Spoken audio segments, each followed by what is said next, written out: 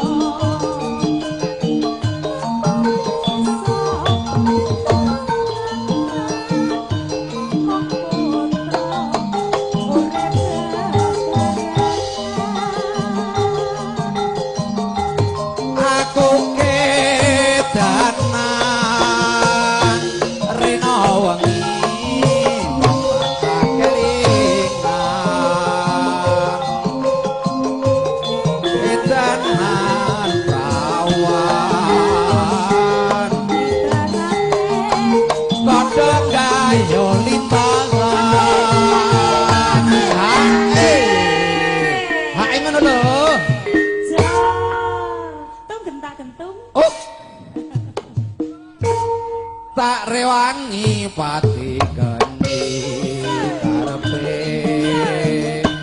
karepe lolo atine aku ora bakal